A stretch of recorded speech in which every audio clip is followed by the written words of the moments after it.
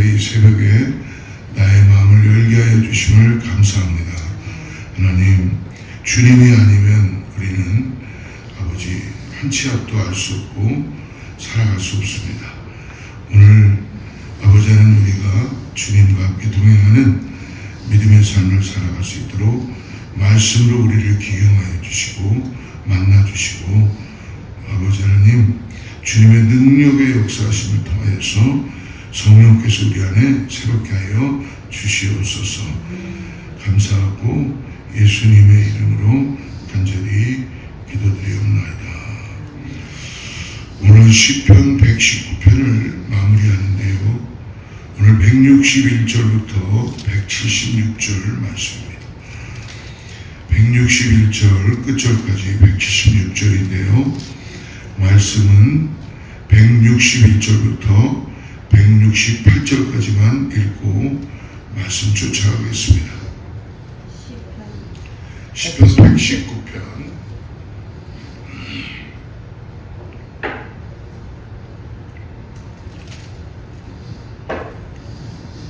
161절부터 168절까지 같이 합독합니다. 시작.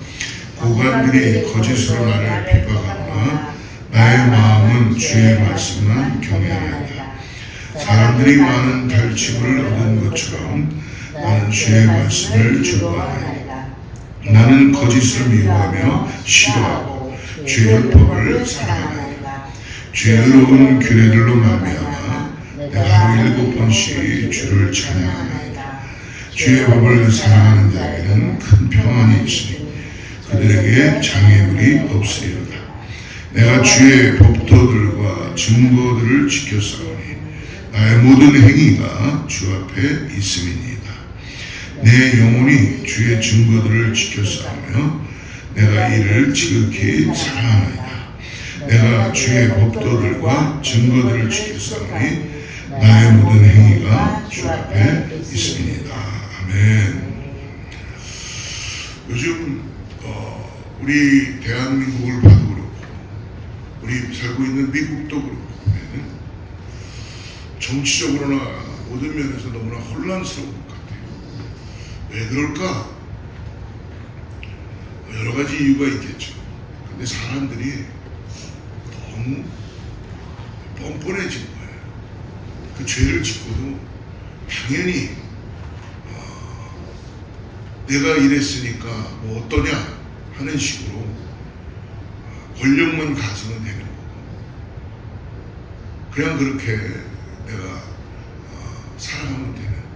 이전의 시대에는 뭔가 부끄러운 일이 있었고 좀 뭔가 잘못된 게 있다면 우린 그걸 양심이라고 그러죠. 정말 그걸 솔직히 고백하고 뭐 다시 시작해 보겠다든지 그러는데, 지금은 시대가, 사람들이 이유가 뭐냐면 거짓이 난무하는 시대에 들어왔어요. 거짓이. 그러니까 진리 안에 머물리지 못하면 우리의 삶이 자기도 모르게 내가 지금 거짓을 하고 있는지 아닌지 모르고 거짓이 진짜같이 살아가는 인생들이 너무나 많다는 거예요. 얼마나 무서운 일인지 모릅니다. 그것이 바로 정보 속에 있죠. 특별히 우리는 요즘 미디어를 너무나 잘 쉽게 접하고 있기 때문에, 여러분, 거짓 뉴스가 얼마나 많습니까? 뭐 우리에게 필요한 유익한 정보도 많지만 이 다 매스컴이나 다 돌아다니는 거 보면은 사람들이 다 거짓된 영이 사로잡아가지고 거짓으로 진리를 이해하지 못하고 진실된 삶을 살지 못하고 두려운 겁니다. 우리는 기도해야 될 줄 믿습니다.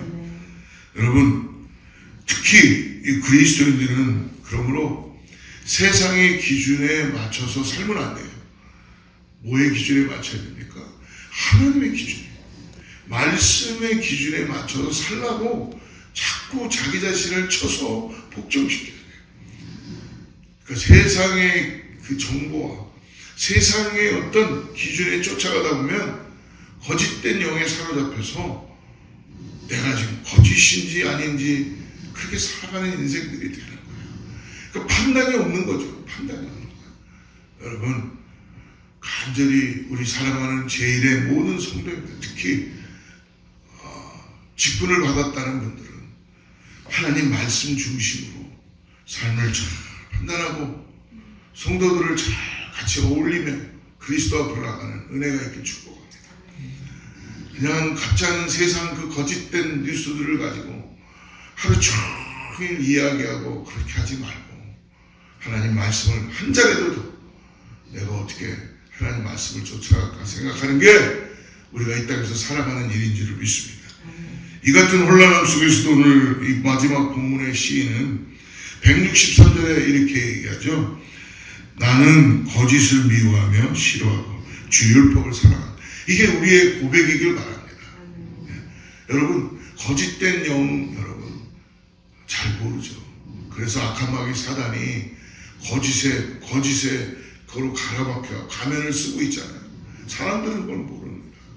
그러니까 그냥 겉모습만 보니까 진짜 같지만 근데 거짓을 미워하며 싫어해야 된다는 거예요.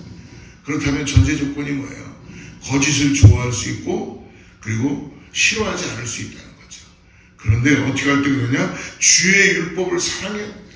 하나님의 말씀이 나의 삶을 쳐서 계속 나를 주님 앞에 말씀 앞에 무릎 꿇게 해야지만이 거기에는 도망갈 사람이 없다. 여러분 실제 그 말씀 이 말씀은 뭡니까? 우리는 다 거짓으로 사로잡혔습니다. 거짓된 인생, 거짓으로 학력을 만들고 거짓으로 가정의 그런 이력도 만들고 거짓에 내 인생을 만들고 다 보면은 여러분 거짓으로 이력서를 쓰고 조금 더 포장해서 보이려고 하고 우린 그렇게 배우고 습관화되어 있는 모습들이 있다는 것입니다. 오늘 시인의 고백은 성도들에게 세상의 거짓된 가르침과 유혹을 하나님의 말씀으로 분별해야 된다는 말씀. 여러분 우리가 기도만 해도 살아나는 줄 믿습니다. 기도만 해도 이게 거짓인지 진실인지 다 잘 분별이 안 되면 여러분 판단하려고 그러지 마세요. 거기에 쫓아가지 마세요. 잘 분별이 안 되는 거는 그냥 하나님의 말씀만 의지하시기 바랍니다. 답이 없어요. 거기에. 그러므로 혼란스러운 시대일수록 하나님의 말씀이 굳건한 반석으로 붙들고 나가는 저와 여러분들이 축복합니다. 오늘 하나님의 말씀에 대한 사모함과 찬양으로 가득 차 있는 이 시편의 119편을 마무리하면서 오늘 시인이 상황은 고난 속에 있어요. 고난 속에. 정말 자기보다 더 위에 있는 권위자들이 그를 핍박하고 그러는데도 그는 결코 하나님의 말씀을 놓지 않는 것이죠. 사랑하겠다고 결단하고 있는 것입니다. 오늘 그러므로 여러분 161절을 한번 보십시오. 161절 같이 읽죠. 시작. 고관들이 거짓으로 하며 핍박하며 나의 마음은 주의 말씀만 경외하라. 약속합시다. 오늘 핍박이 오고 어떤 일이 있어도 내 감정으로 해결하려 하지 말고 뭐예요? 주의 말씀만 경외하는 거예요. 주의 말씀. 주의 말씀만 경외하면 여러분 하나님의 놀라운 은혜가 우리 가운데 이루어지는 걸 경험하게 될 줄 믿습니다. 그러므로 핍박이 있고 어떤 상황이 되어도 하나님의 말씀만을 경외하겠다. 힘과 권력을 가진 통치자들이 아무런 이유도 없이 부당하게 시인을 지금 핍박하고 있어요. 그렇죠. 여러분 우리가 아합과 이세벨 시대의 신실한 선지자들을 초대교회 사도들이 겪었던 핍박처럼 하나님의 말씀을 따라 살고자 하는 거룩한 성도들은 때로 세상의 권력 앞에서 위협과 고통을 당하기도 합니다. 그래서 여러분 주님 말씀하시죠. 너희들이 뱀같이 지혜로워야 된다. 뱀처럼 그렇게 하지 말고 그렇게 지혜로운 사람들이 돼야 된다. 어디서든지 간에. 그러므로 항상 오늘 어떤 위협과 모함 앞에서도 흔들리지 않고 나의 마음은 오직 주의 말씀만 경외하겠나이다. 주의 말씀. 어린아이가 배고프고 집에 있으면 항상 누구에게 시선이 가 있어요? 엄마에게 시선이 있죠. 엄마만 찾잖아요. 오늘 주님만 바라보시기를 축복합니다. 여러분 어떤 세상의 권세의 위협을 이기는 가장 강력한 영적 무장은 다른 거 없어요. 하나님의 말씀을 경외하는 것입니다. 그러므로 오늘 169절과 170절 한번 읽어보겠습니다. 같이 읽으시죠. 여호와여 나의 부르짖음이 주의 앞에 이르게 하시고 주의 말씀대로 나를 깨닫게 하시고. 첫째, 주의 말씀대로 나를 깨닫게. 내가 그러나 조건이 있어요. 뭐예요? 부르짖었다는 거예요. 나의 부르짖음이 주님 앞에 이르게 했다는 거예요. 그럴 때 주님은 응답해 주시는데 뭐예요? 나를 깨닫게 해주시는 거예요. 할렐루야. 말씀대로 깨닫게 해주시는 은혜가 있는 줄을 믿습니다. 두 번째로 뭐예요? 170절 나의 간구가 주의 앞에 이르게 하시고 주의 말씀대로 나를 건지소서. 깨닫게 하소서. 건지소서. 어떠한 웅덩이에 들어가 있어도 어떠한 고난과 힘듦과 어려움이 있어도 하나님의 말씀을 통해서 사랑하면 건져주신다는 거예요. 윤 목사가 건지는 게 아니라 박 권사가, 김 권사가, 박 장로가 건지는 게 아니라 하나님이 건져주시다. 하나님이 우리를 바꾸어 주셔서 이게 핍박인 줄 알았는데, 이게 고난인 줄 알았는데, 이게 수렁통인 줄 알았는데 하나님이 거기서 나를 끄집어내 주시네. 할렐루야. 오늘 하나님을 경외하며 나가는 말씀대로 간구하고 나가는 저와 여러분들에게 축복합니다. 주의 말씀대로 나를 건지소서. 모든 간구의 근거는 그러므로 뭐예요? 윤 목사도 아니고 박 권사도 아니고 김 권사도 아니고 하나님이시라는 걸 말씀하시죠. 하나님의 말씀이라는 걸. 어디서 다른 비결 찾지 마시고 사람들 쫓아다니지, 방백들 찾아다니지 마시고. 요즘은 한국에 그리스도인들이 교회까지도 들어와 있대요. 무속신앙으로 가득 차가지고 샤머니즘죠. 이게 시대가 발달하면 발달할수록 사람들은요 더 미개해져요. 미신을 더 믿는 거예요. 그러니까 교회를 다니면서도 주님을 믿는다고 하면서도 부적을 찾게 되고 점쟁이 찾아가고. 여러분, 점쟁이가 내 인생을 어떻게 알겠습니까?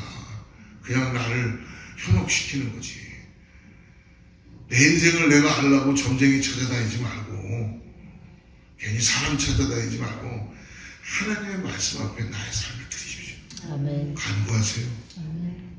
오직 주님만을 의지하고 나아가시는 저와 여러분들에게 축복합니다.